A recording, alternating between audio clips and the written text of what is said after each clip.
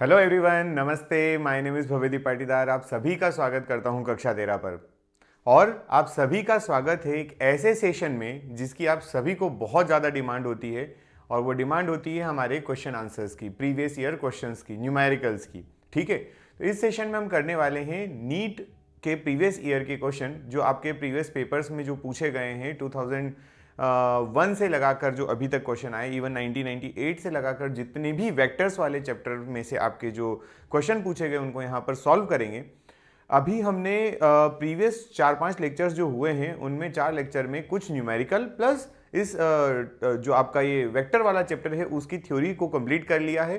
Plus दूसरी बात यह है कि ये वेक्टर भले ही आपको यहाँ पर नंबर ऑफ न्यूमेरिकल्स 10-15 के आसपास मिलते हैं, लेकिन एक चीज इसलिए इंपॉर्टेंट हो जाता है क्योंकि ये वेक्टर जो है ना 11th और 12th की फिजिक्स में अप्लाई होता है। ये हम लोग क्यों पढ़ते हैं, इसका रीजन क्या है वेक्टर का, इसको जनरली एक बेसिक मैथमेटिक्स में ही रखना चाहिए क्योंकि ये आपकी पूरी फिजिक्स में आपको सपोर्ट करता है। ठीक है, कई सारे न्यूमेरिकल इसके बिना सॉल्व नहीं होते हैं।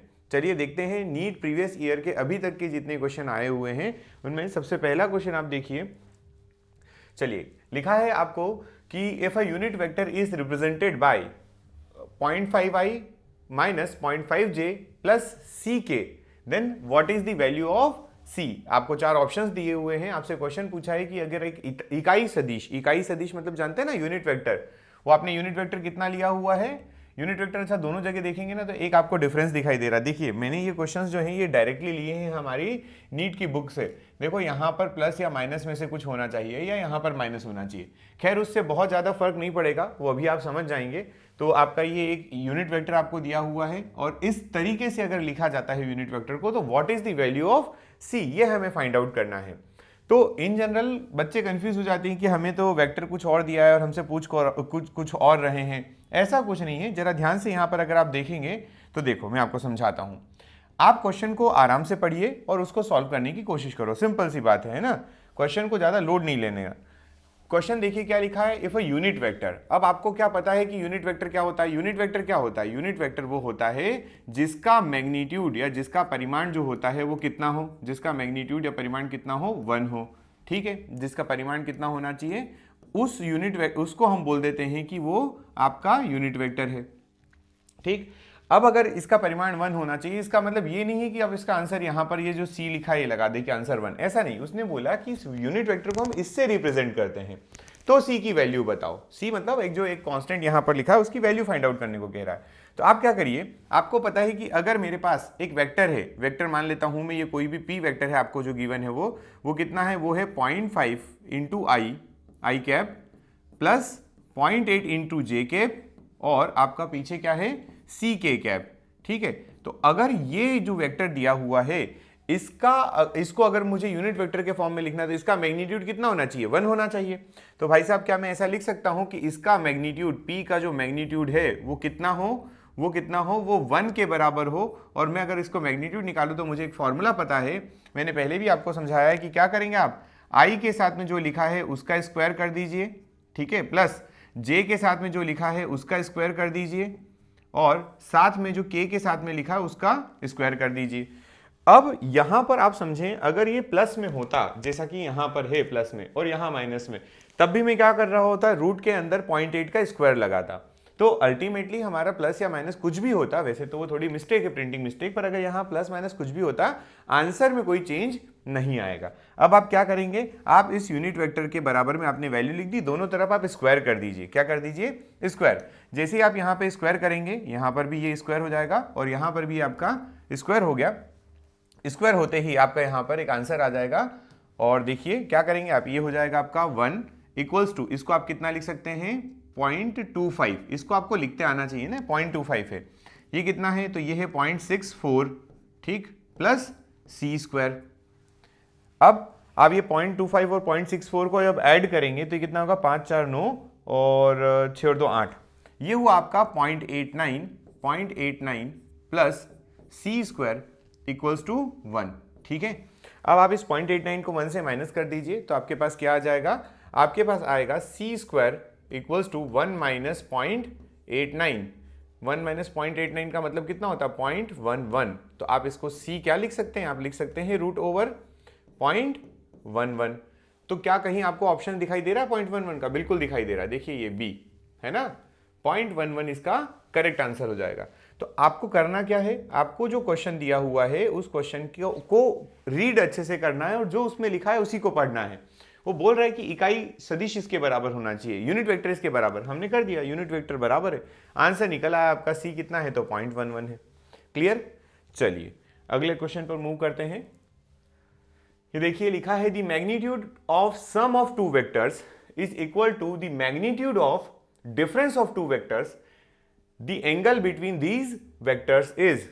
आपको बोला गया है कि दो सदिशों का योग का परिमाण उन दोनों सदिशों के अंतर के परिमाण के बराबर है, तो इनके बीच का कोण बताइए।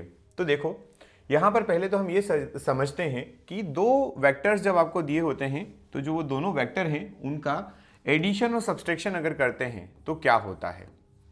ठीक, तो याद रखना जब आपका कोई वेक्टर होता है आप अगर उसका ऐड करते हो इस तरीके से तो ये कहलाता है वेक्टर सम। ये क्या हो गया आपका, ए और बी दो वेक्टर दिए थे और उन वेक्टर का ये आपका क्या हो गया, रिजल्टेंट हो गया। एक तो आपको ये बात ध्यान रखना है जो आपको पता भी है, ये बात, ये कोई नई बात नहीं है। ठीक, अब उसने हमसे क्या बोला कि दोनों वेक्टर के सम का मैग्नीट्यूड निकालो। देखो magnitude of sum of two vector, दोनों सदिशों के योग का परिमाण, दोनों सदिशों का योग करो पहले। ये लीजिए, ये ए वेक्टर और ये बी वेक्टर दोनों आपने जोड़ दिए और इनका मैग्नीट्यूड लो। क्या लो, इनका मैग्नीट्यूड। तो क्या a प्लस बी बराबर आर नहीं था?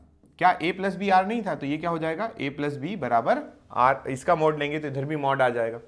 दूसरा वो बोल रहे हैं कि इन दोनों के मैग्नीट्यूड जो डिफरेंस लोगे इन दोनों का जब आप डिफरेंस लोगे तो a माइनस बी लिखोगे तो इसका जो मैग्नीट्यूड है ये है ना, तो ये दोनों आपस में क्या हैं, ये दोनों आपस में इक्वल हैं, ऐसा उसका कहना है। देखो आप क्वेश्चन पढ़िए आराम से।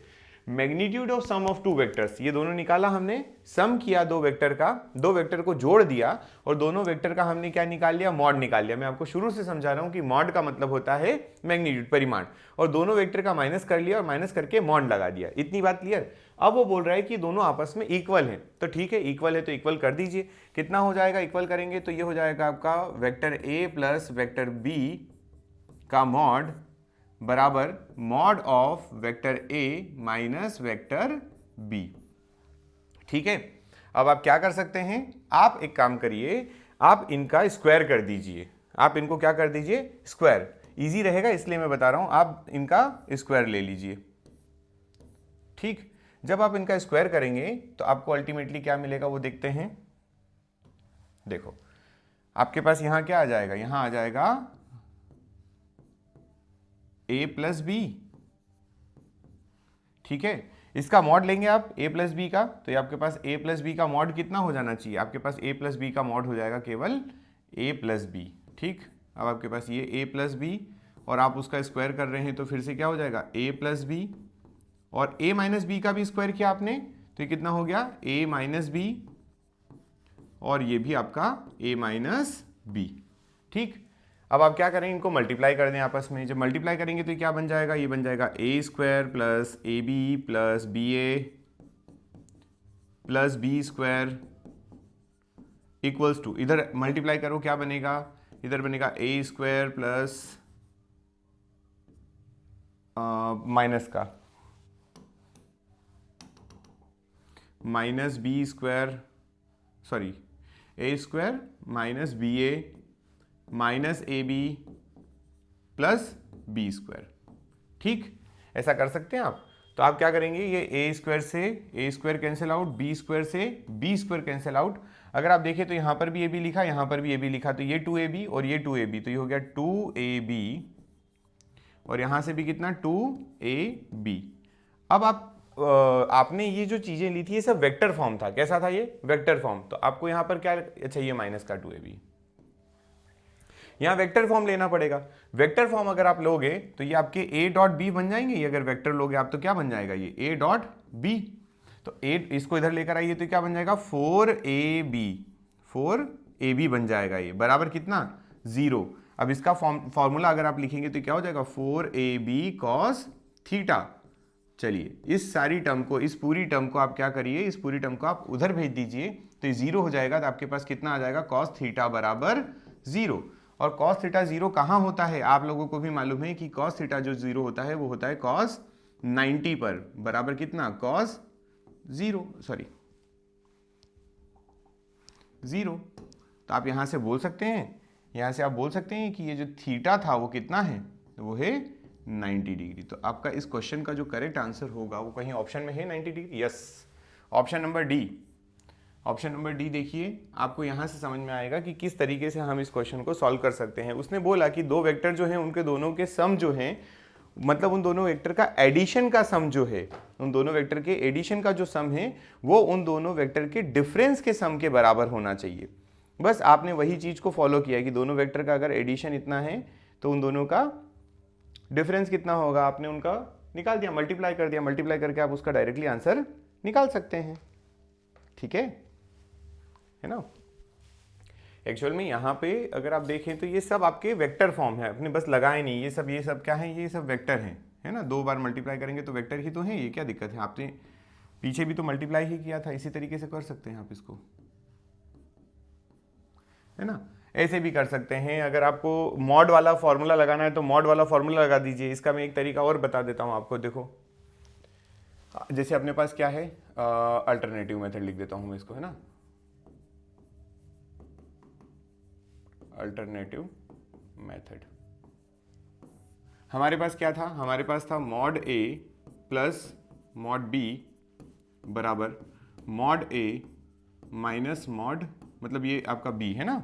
अब ये कंडीशन कब आती है, ये कंडीशन आती है जब आर मैक्स होता है। ये वाली कंडीशन कब आती है, जब आपको आर मैक्स भी नहीं बोलें, चलिए इसको ऐसे देखते हैं कि आपका यहां पर जब आपका आप इसका a प्लस बी का रूट फॉर्मूला लगाते हैं तो आप ऐसे लिखते हैं इसको रिजल्टेंट में, a square plus B square plus 2ab cos theta.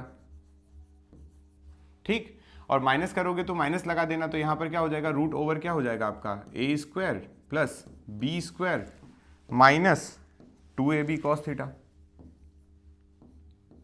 ठीक है, ए बी भूल गए हम लोग, ए बी कॉस थीटा, ये दोनों हो जाएगा। ठीक, क्योंकि यहाँ b माइनस का है, पर इधर स्क्वायर करोगे तो यहाँ तो प्लस ही रह जाएगा। अब दोनों तरफ स्क्वायर करोगे तो रूट से रूट क्या हो जाएंगे, कैंसिल आउट हो जाएंगे। बचेगा कितना आपके पास, a square plus B square plus 2ab cos theta बराबर, यहाँ पर भी क्या बचा, a square plus B square minus 2ab cos theta. ठीक, a square B square, A square B square यहाँ कैंसिल आउट, ये पूरी टर्म जब इधर आएगी तो फिर से क्या हो जाएगा, ये 4ab कॉस थीटा बराबर कितना हो जाएगा, इधर कुछ नहीं बचा। देखो 4ab पूरा क्या हो जाएगा, उधर जाएगा 0 हो जाएगा, तो यहाँ से कॉस थीटा जो है वापस से कितना 0, और थीटा बराबर कितना 90 डिग्री, आंसर खत्म। देखो अल्टीमेटली आप ये जो मेथड पे पहुंचे हो ना, लगभग आप यहाँ पर भी फॉलो कर चुके थे, ये आ चुका था आपका 4ab कॉस थीटा, यहाँ पर भी आया और यहाँ पर भी उतना ही आया 4ab कॉस थीटा। तो दोनों मेथड हैं, अगर आप चाहें तो किसी भी मेथड से सॉल्व कर सकते हैं। अगला क्वेश्चन देखिए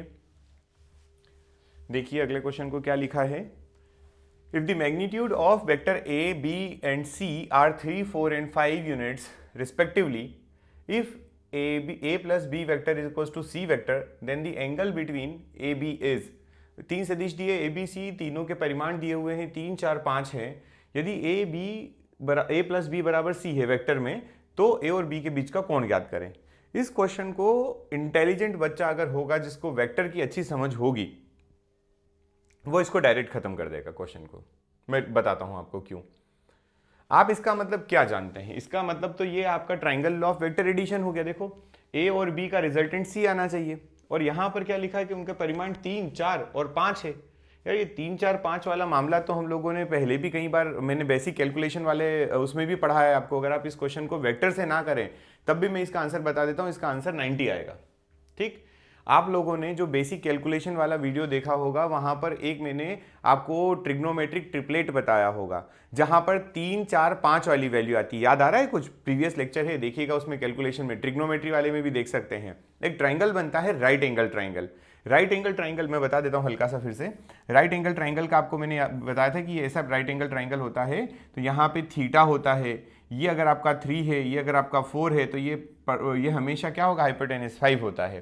ठीक है। और फिर आपको बताया था कि ये वाला एंगल जो है वो कितना हो जाएगा, तो ये हो जाएगा 53 डिग्री और ये कितना हो जाएगा 37 डिग्री। ये पूरी फिजिक्स में बहुत काम आता है, ठीक। तो अब जरा ध्यान से सोचो कि आप इसको कैसे निकालते, पाइथागोरस से निकालते ना, इसको और इसको जब आप ऐड करते हैं तभी आपका 5 आता है। तो यहां पर भी तो वही है, इसको मान लीजिए आप a, क्या मान लीजिए a, इसको क्या मान लीजिए b, और आपका ये क्या हो गया c।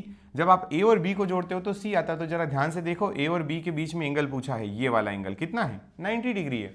सिंपल, आंसर खत्म, ठीक है। तो ऐसे भी निकाल सकते थे लॉजिकली, पर अभी मान लो लॉजिक नहीं लग रहा है, फिलहाल में हम ये मान लेते हैं थोड़ी देर के लिए कि लॉजिक काम नहीं कर रहा सर, दिमाग काम नहीं कर रहा इतना तेज। आप तो आंसर बताओ इसका कैसे लिखेंगे। तो भाई साहब देखो, चलो देखो, सबसे पहले आपको जो गिवन है ना वो क्या क्या लिखा हुआ है, उन्होंने बोला magnitude of A. Magnitude of A कितना है, वो किसके बराबर होगा, मैग्नीट्यूड ऑफ ए के बराबर होगा, विच इज 3, है ना। मैग्नीट्यूड ऑफ बी मतलब इनके परिमाण लिखना है, तो बी का मैग्नीट्यूड कितना है, बी का मैग्नीट्यूड जो है वो है 4, ठीक है, ए बी और 3 4 5। सी का मैग्नीट्यूड कितना है, तो सी का मैग्नीट्यूड है, सी बराबर कितना 5 है। ये तो अभी आपको फिलहाल में गिवन है, ये आपको दिया हुआ है। अब आपको क्या करना है, आपको यहां पर इसने ये वाला जो फॉर्मूला बोला ना, इसको आप अप्लाई कर दीजिए। ये जो वो बोल रहा है कि कंडीशन ये सेटिस्फाई होना चाहिए कि ऐसा ऐसा है, तो भाई साहब मैं ऐसा बोल सकता हूं क्या कि ए वेक्टर प्लस बी वेक्टर बराबर सी वेक्टर। अब ये एक्चुअल में क्या हो गया, ये हो गया आपका a प्लस बी और ये हो गया c। क्या मैं इसको ऐसा लिख दूं, थोड़ी देर के लिए समझिएगा, इसका भी मॉड लगा दूं और इसका भी मॉड लगा दूं। मैं ऐसा क्यों कर रहा हूं, क्योंकि मुझे आंसर ऊपर जो कुछ वैल्यूज दी ना वो सब मॉड में दी हुई है। तो अगर जब आप इसका मॉड लगाएंगे, जब आप इसका मॉड लगाएंगे तो सुनिएगा,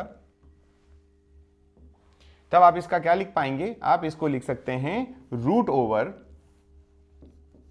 ए square plus B square plus twice of A B cos theta बराबर सी। बोलो हाँ है ना। इसका अगर आपको मैग्नीट्यूड लिखना है तो मैग्नीट्यूड तो ये लिखा है यहाँ पर, मैग्नीट्यूड किसके बराबर, सी के बराबर। अब इसी में वैल्यू रखिए, वैल्यू रखेंगे तो ये क्या हो जाएगा, अच्छा दोनों तरफ स्क्वायर कर देते हैं पहले। तो यहाँ से मैं ऐसा लिख सकता हूँ, स्क्वायर करने के बाद देखिएगा, स्क्वायर कर रहा हूँ दोनों तरफ, तो होगा A square plus B square plus twice of A B into cos of theta बराबर सी स्क्वायर। यहाँ पर पीछे सी स्क्वायर हो जाएगा, यहाँ पर ये रूट हटेगा तो इधर स्क्वायर आ जाएगा। अब आप ए बी की वैल्यू रखो, ए की वैल्यू कितनी है 3, तो 3 का कितना स्क्वायर, बी की वैल्यू कितनी है 4, 4 का square, twice of 3 into 4 into cos theta equals to 5 का स्क्वायर। अब ये 3 स्क्वायर 4 स्क्वायर, 3 3 जा 9, 4 16 है ना, प्लस 3 2 जा 6, 4 जा 24 कॉस थीटा इक्वल्स टू 25। 9 16 25, 9 16 25, बचा कितना 0 बचा इधर। तो अगेन ये आया आपका 24 कॉस थीटा बराबर 0, है ना। तो क्या हो गया आपका, एक कॉस थीटा बराबर फिर से 0 आ गया, कॉस थीटा बराबर फिर से 0। तो क्या मैं बोल सकता हूं कि थीटा अगेन कितना आया 90 डिग्री। कहीं ऑप्शन में है 90 डिग्री, हमें वही तो निकालना था। अभी तो मैंने बता दिया था कि डायरेक्टली ए और बी के बीच में एंगल कितना आएगा 90 डिग्री, हमारा आंसर आ गया 90 डिग्री। ऐसे भी निकाल सकते हैं, अदरवाइज इसका आप सिंपल आंसर कर दो कि ये 90 होगा। कैसे, देखो अल्टरनेटिव मेथड बताता हूं डायरेक्टली, है ना। आप नीट का पेपर देने जा रहे हैं ना, तो नीट में आपको आंसर कैसे निकालना है, जितना टाइम बचे उतना टाइम बचा कर आगे बढ़ो, है ना, और किसी और में लगाओ। मान लेते हैं 2 वेक्टर्स हैं, ठीक, 2 वेक्टर बनाते हैं, एक ये रहा वेक्टर और एक वेक्टर ये रहा। इनको समझते हैं थोड़ा सा।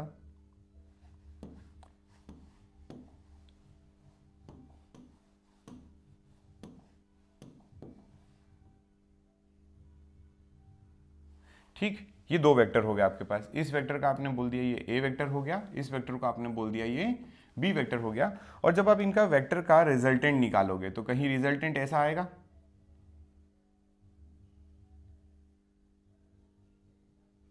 ठीक।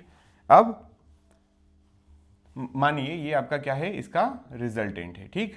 अगर ऐसे करेंगे तब तो इनके बीच में कुछ एंगल होगा, है ना। अब मुझे ये बात पता है कि इन दोनों का जो रिजल्टेंट ये होना चाहिए 3, ये होना चाहिए 4, ये होना 3 और ये 5। तो मैंने माना हुआ है ना कि मुझे 3 4 5 वाला तो ट्रिपलेट होता है, 3 4 5 का क्या होता है ट्रिपलेट। तो मैं एक काम करता हूँ, ट्रिपलेट वाला तरीका अपनाता हूँ। देखो कैसे अपनाऊंगा मैं। ये जो b है ना, इसको ऐसे ना बनाकर एक काम करूं क्या, मैं इस b को थोड़ा सा ऐसे बनाता हूं। ठीक, जब मैं इसको b को ऐसे बनाऊंगा तो एक्चुअल में क्या होगा, एक्चुअल में आपका यहां पर अब आप इस b को उठाकर कहां पटक सकते हैं, आप इस b को उठाकर यहां रख सकते हैं। ठीक है, और इन दोनों का जो रिजल्टेंट होगा उसको भी करेक्ट करते हैं थोड़ा। इन दोनों का जो रिजल्टेंट आएगा वो कहीं ना कहीं यहां जाएगा। ठीक है,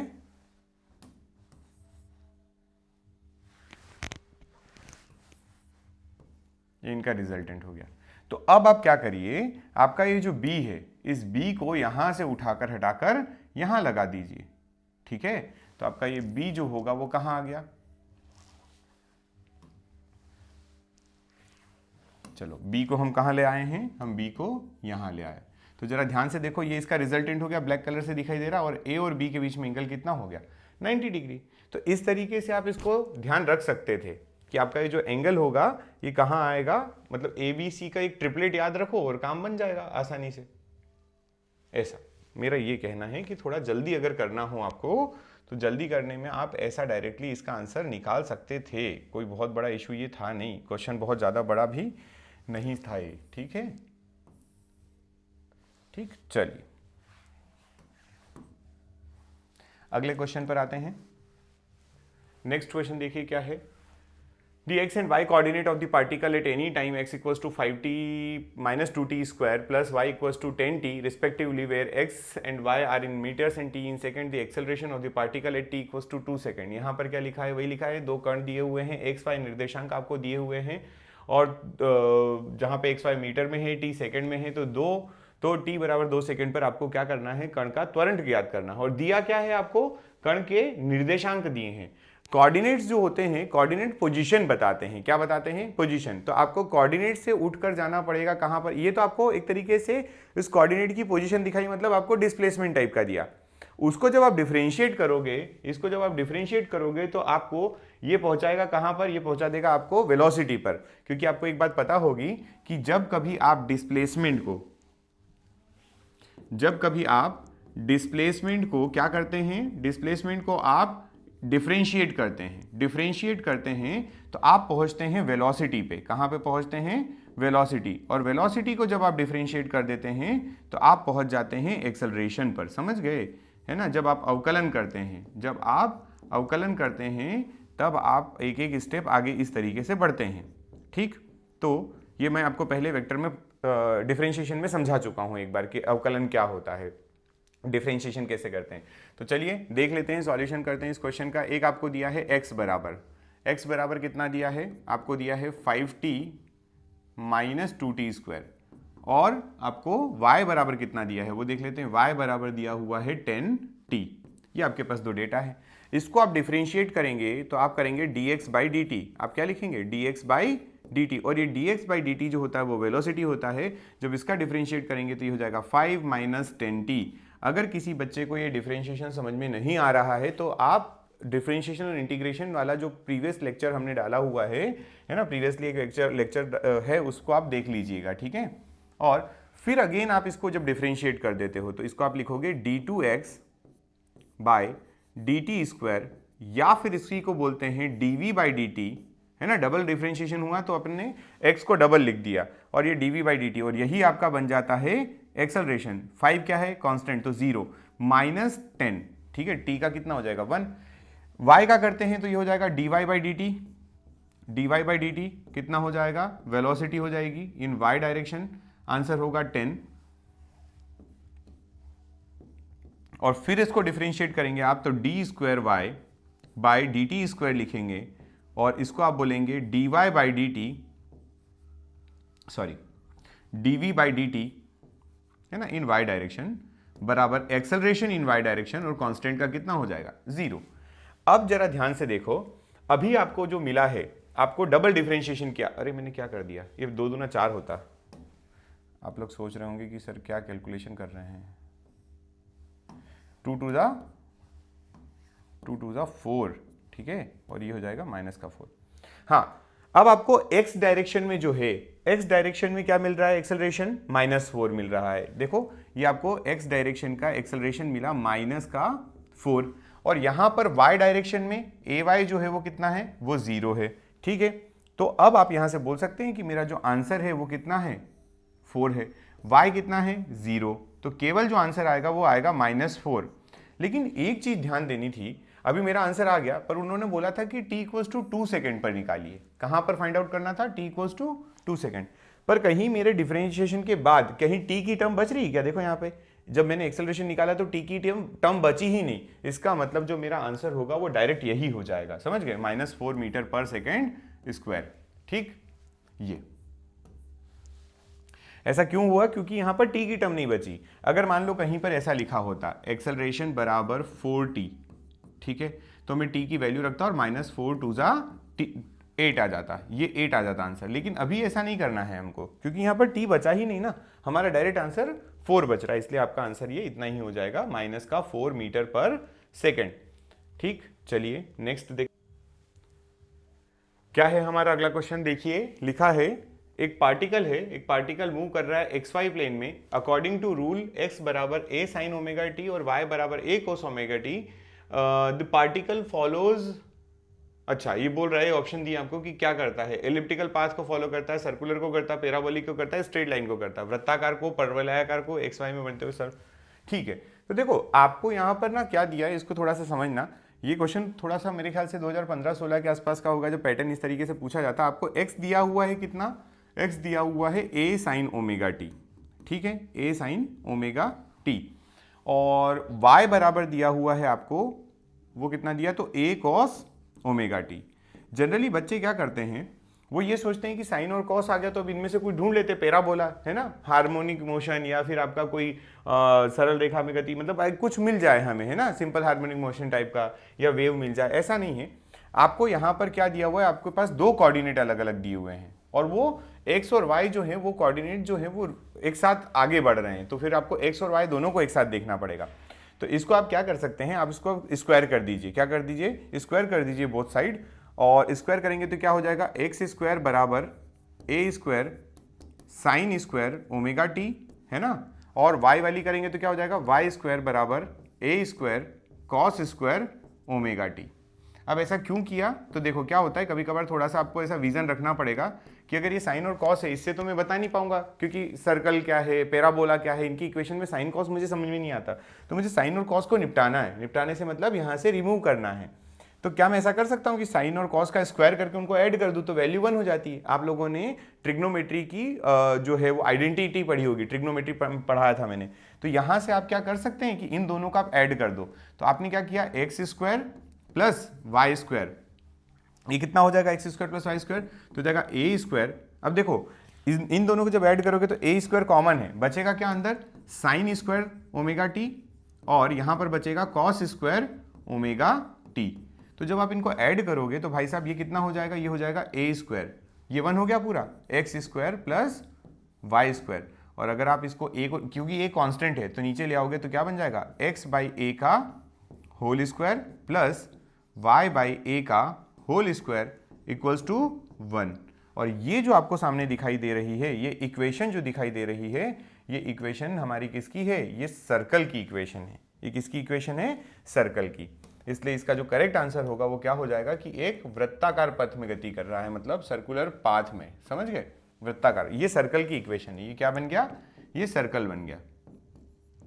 ठीक, चलिए अगले क्वेश्चन को देखिए। A particle starting from origin 0 0 moves in a straight line in xy plane. Its coordinate at a later time are √3 3. The path of the particle makes with the path of the particle makes with the x-axis an angle of. Question समझ में आया होगा शायद आपको। वो बोलना चाह रहा है कि एक पार्टिकल जो है, एक बिंदु जो वो मूल बिंदु से शुरू होता है कण, और वो मूल बिंदु से चल के √3 3 में चले जाता है XY प्लेन में, तो बताओ x अक्ष के साथ में इसका कोण क्या है। तो इसको आपको पहले सॉल्व करने के लिए सबसे पहली बात तो यहाँ पर आपको बनाना पड़ेगा एक XY प्लेन। क्या बनाना पड़ेगा, XY प्लेन। तो भाई साहब देखो XY बना देते हैं हम लोग, ये हमने बना दिया XY प्लेन, ठीक है। चलिए इसको XY प्लेन को थोड़ा सा दिखे ऐसा बना देते हैं, ठीक है। ये आपका XY प्लेन बन गया। अब इस एक्स वाई में वो जो पार्टिकल है वो पहले 0 0 पे है, तो ये आपका क्या होता है, ये होता है 0,0, ठीक, ओरिजिन पे है। फिर कुछ देर बाद वो √3 और 3 पे चले जाता है, तो x में कितना जाता है वो √3, x में कितना जाता है √3, और y में कितना जाता है, y में जाता है 3। तो ये जो पार्टिकल है ना, ये पार्टिकल कुछ इस तरीके से आपको दिखाई देगा थोड़ी देर बाद, ठीक है। कहाँ पहुंच गया ये, तो x में पहुंच गया है √3 पर, और y में पहुंच चुका है ये 3 पर। क्योंकि आप देखिए ना, आपको क्या दिया हुआ था, आपको दिया हुआ था कि उस पार्टिकल की जो लोकेशन है वो कितनी होना चाहिए, √3,3 होना चाहिए, तो हमने बना दी। ये कितना हो गया, ये हो गया √3, और ये कितना हो जाएगा, तो ये हो जाएगा इसका 3। अब आपसे पूछा गया है कि ये लिखा √3 और 3, आपसे पूछा x के साथ में एंगल बताइए, तो x के साथ में एंगल ये होता है थीटा, ठीक है। तो क्या मैं ऐसा लिख सकता हूं कि अगर ये 3 है तो ये भी कितना होगा, 3 होगा, और ये कितना है √3। तो यहां से हम एक काम करते हैं, tan थीटा लिख लेते हैं। tan थीटा बराबर क्या होता है, परपेंडिकुलर बाई बेस, आधार बटे लंब बटे आधार,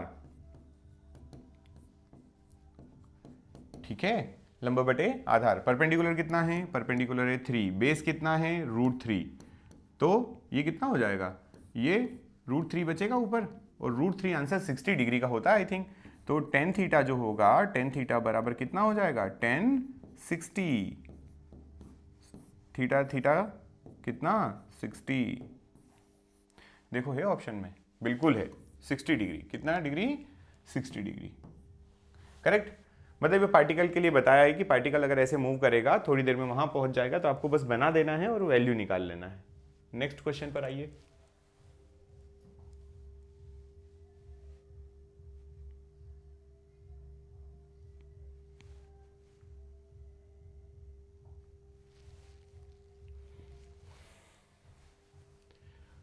एक क्वेश्चन मैंने बीच में लिया है, इसे देखिए। If these 3 forces acting on a body then the body will move along. यदि निम्न 3 बल किसी वस्तु पर आरोपित होते हैं तो वस्तु किस दिशा में होगी, और आपको ये 3 बल दिए गए है ना, वस्तु किस दिशा में जाएगी ऐसा बताना है, बॉडी किधर जाती है। तो ध्यान रखना, ऐसे क्वेश्चन जब भी आते हैं तो आपको, मैंने कल भी एक क्वेश्चन करवाया था प्रीवियस सेशन में भी, जहां पर आपको 2 फोर्स दिए हुए थे, आज आपको यहाँ पर 3 फोर्स दिए। तो आपको पहले तो बॉडी के ऊपर लगने वाला एफ नेट निकालना पड़ेगा। क्या निकालना पड़ेगा, एफ नेट। याद रखना हमेशा कि अगर 2 3 4 5 10 15 20 फोर्सेस हैं तो आप पहले एफ नेट निकालो। एफ नेट का मतलब क्या होता है, उसका मतलब होता है कि बॉडी पे टोटल फोर्स लग कितने रहे हैं, ठीक। तो जब एफ नेट निकालते हैं तो वेक्टर में आप क्या करते हैं, इनको डायरेक्टली ऐड कर दें, F1 प्लस आपका F2 फोर्स प्लस आपका F3 फोर्स, ठीक, ये हो गए। अब आप F1 F2 F3 को ऐड करो तो देखो F1 कितना है, यहां से उतारिए 3i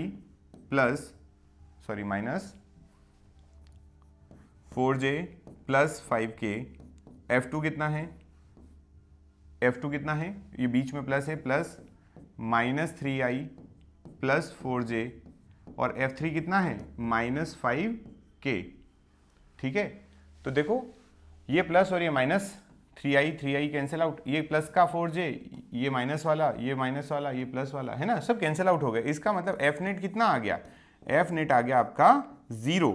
एफ नेट 0 आया, इसका मतलब ये हुआ कि वो बॉडी किधर भी मूव नहीं करेगी।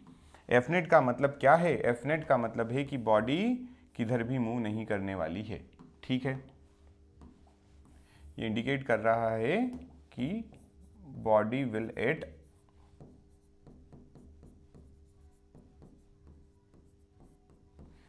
मतलब जो कण है, पार्टिकल जो है, कण जो है वह स्थिर है, स्थिर रहेगा।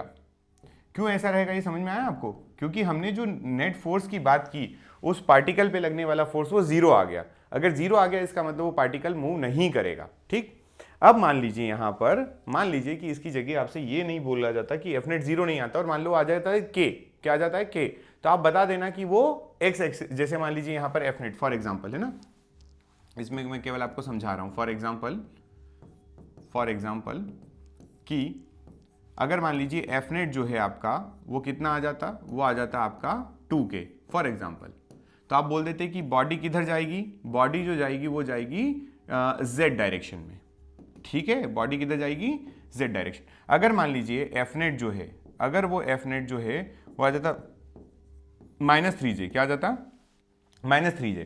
तो बॉडी इस समय कहाँ जाती, इस समय जो बॉडी है वो बॉडी जाती नेगेटिव y में।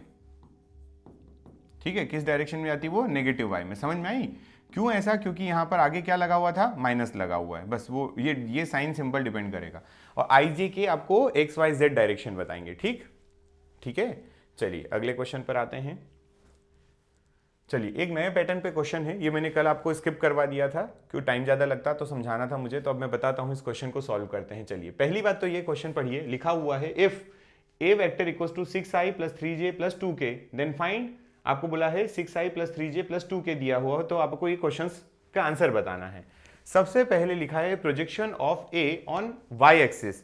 तो भाई साहब याद रखना, ए का वाई अक्ष पर प्रक्षेप अगर निकालना है, ए का वाई अक्ष पर अगर प्रक्षेप निकालना हो तो सबसे पहली बात कि आपको जो ये वेक्टर दिया हुआ है, वेक्टर ये कितना दिया हुआ है, ये दिया हुआ है 6i + 2j plus 3j + 2k है,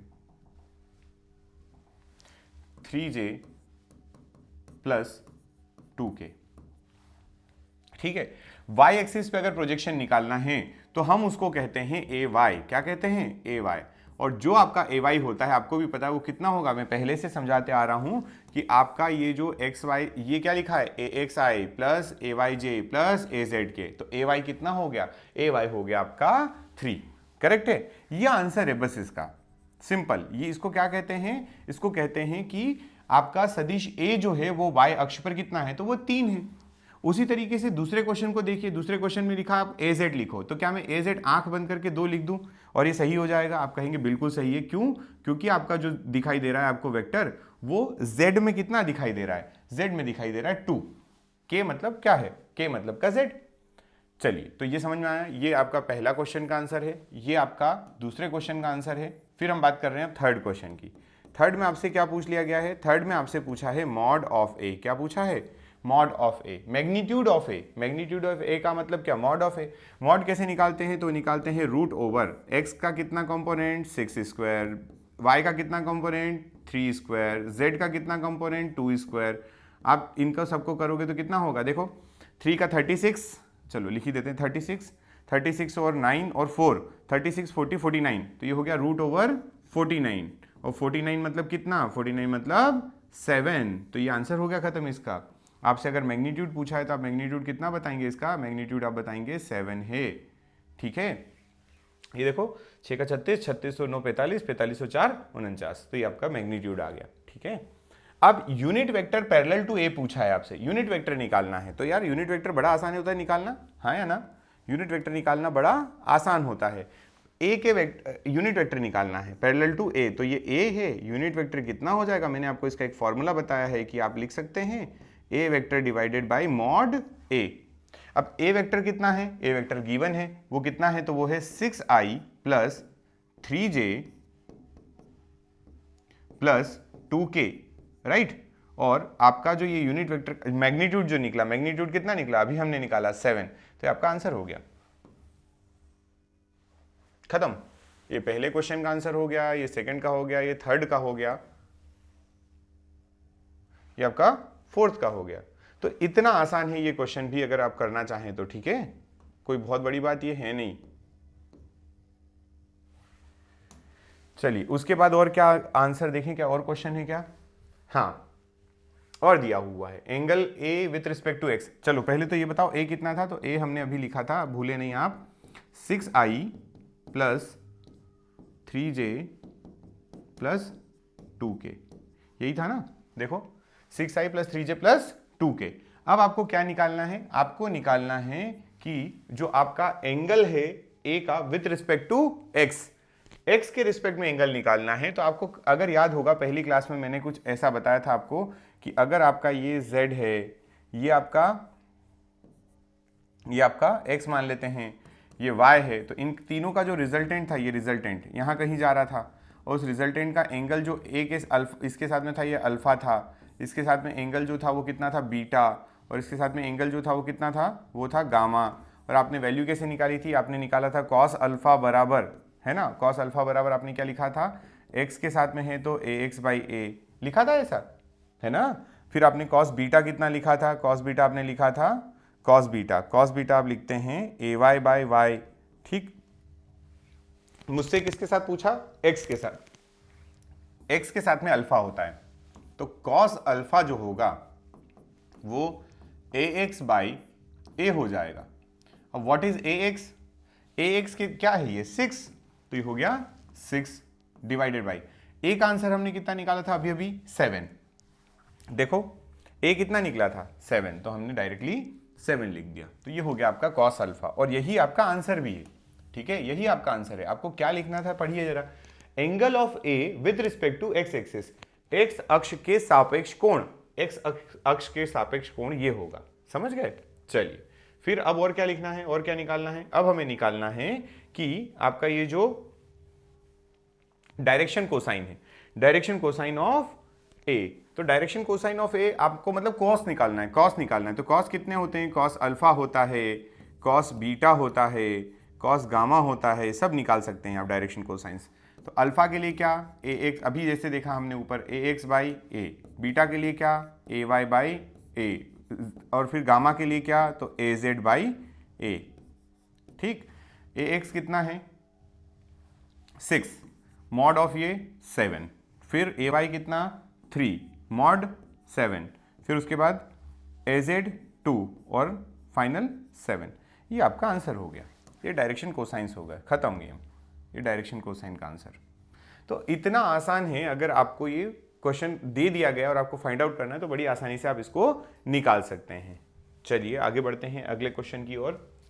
अगला क्वेश्चन देखिए, आपको दो वेक्टर दिए हुए हैं, वेक्टर ए और बी, और वेक्टर ए और बी देकर उसमें आपसे पूछा गया है कि इनके क्या क्या फाइंड आउट करना है। तो ए माइनस बी फाइंड आउट करना है, ए माइनस बी का मॉड निकालना है। चलो निकालते हैं डायरेक्टली। देखो अब आप शायद इतना समझ गए कि ए माइनस बी करना है, तो ए कितना है 5i plus 3j plus 3k, और माइनस बी निकालना है, बी कितना है माइनस बी 2i माइनस जे, सॉरी प्लस, और प्लस का k। a माइनस बी करिए, i में से i गया कितना आएगा 3i। ठीक, ये 3 में से 1 गया कितना आएगा 2j, और ये कितना आएगा 3 में से 1 गया तो माइनस का प्लस का 2k। ये तो बड़ा आसान हो गया यार। ठीक है, बस आप माइनस कर दो, 5 में से 2 गया तो 3, 3 में से 1 और 3 में से 1 2 2। ठीक, ये आपका आंसर आ गया a माइनस बी का। अब आपको मॉड निकालना है। मॉड कैसे निकालते हैं? मॉड निकालते हैं रूट ओवर करके। रूट ओवर किसका? रूट ओवर इसका, क्योंकि देखो अंदर क्या लिखा है a माइनस बी, ये क्या था a minus B, a minus B का रूट ओवर मतलब 3 का 9। चलो एक स्टेप और बढ़ा देते हैं, कोई बात नहीं, 3 का स्क्वायर प्लस माइनस 2 का प्लस 2 ही है ना, 2 स्क्वायर प्लस 2 स्क्वायर कितना हो गया है 3 3 9 और 9 8 17, रूट ओवर 17। इसका आंसर कितना है रूट ओवर 17, जो भी मैग्नीट्यूड है। ठीक है, जो भी मैग्नीट्यूड, आपने बोल दिया यूनिट, मतलब इकाई लिख दिया आपने पीछे। ठीक, फिर आपसे पूछा आर निकालिए। आर कैसे निकालेंगे? आर क्या होता है? आर होता है रिजल्टेंट। आर क्या होता है? रिजल्टेंट। तो रिजल्टेंट कैसे लिखते हैं आप? रिजल्टेंट तो ऐसे लिखते हैं आप, सॉरी रिजल्टेंट वेक्टर फॉर्म में है ना, वेक्टर फॉर्म में है तो आप क्या लिखेंगे? दो वेक्टर का सम ए प्लस बी, दोनों वेक्टर को आपको ऐड करना है तो रिजल्टेंट आ जाता है। देखो निकालो कितना है, ए कितना है? ए है आपका 5i plus 3j plus 3k plus 2i plus j plus k, यही था ना 533211, 533211। ठीक, तो दोनों को ऐड करके 5 दूना 5 और 2 7 प्लस 3 और 1 4j प्लस 4k। बस ये आपका आंसर आ गया। ये आपका क्या आ गया? ये आ गया आपका a प्लस बी वेक्टर, जिसको आप बोलते हैं कि यही हमारा रिजल्टेंट है। ये क्या है हमारा? रिजल्टेंट। बस खत्म गेम। ठीक, ऐसे कर सकते हैं। और है क्या कुछ क्वेश्चन? देखें। हाँ, अब मॉड ऑफ आर निकालना है यार। मॉड ऑफ आर निकालना तो कैसे निकालेंगे? मॉड ऑफ आर बड़ा आसान है निकालना। रूट ओवर कितना आया था 5 और 2 से देख लेते हैं एक बार और। ये था 7 4 4, 7 4 4 करेंगे तो कितना हो जाएगा? 7 का स्क्वायर प्लस 4 का स्क्वायर प्लस 4 का स्क्वायर, कितना हो जाएगा? 4 चौक 16 16 दोनों 32 32 और 49, 32 और 49, 81 होता है क्या? देखो जरा, 32 49 9 2 11 8 2 81, कितना? रूट ओवर 81 और 81 मतलब 9, तो इसको लिख दिया 9 यूनिट्स। क्या लिख दिया? 9 यूनिट्स। ठीक है, और क्या पूछा है? Unit vector parallel to resultant of A and B. ठीक, यूनिट वेक्टर निकालना है ए और बी के रिजल्टेंट पे। तो यार ए और बी का रिजल्टेंट क्या होता है? ए और बी का जो रिजल्टेंट होता है वो तो आर होता है। ठीक है, तो हमें क्या निकालना है? इस रिजल्टेंट का यूनिट वेक्टर निकालना। तो ये क्या हो जाएगा? ये हो जाएगा R vector divided by mod of R, या फिर इसको आप लिख सकते हैं R vector divided by directly R. अब आर वेक्टर हमने अभी निकाला था, थोड़ी देर पहले अभी निकाला। आर वेक्टर कितना है? आर वेक्टर ये रहा, देखो 744। ठीक है, तो आपने यहां लिख दिया it is 7i plus 4j, ठीक है, प्लस 4k। और आपका इसका आंसर, इसका कितना है? आर कितना है? 9। तो ये आ गया आपका आंसर, खत्म। बस इतना आसान है, हो गया ना? ठीक, तो ये इस तरीके से आप क्वेश्चन सॉल्व कर सकते हैं। Thank you so much session के लिए, और ऐसे ही सेशन के लिए चैनल को सब्सक्राइब करिए और मुझे कमेंट बॉक्स में बताइए अगर आपको कोई टॉपिक में ज़्यादा प्रॉब्लम आती है तो मैं टॉपिक फिजिक्स से रिलेटेड आपको बिल्कुल पढ़ा दूंगा। Thank you so much.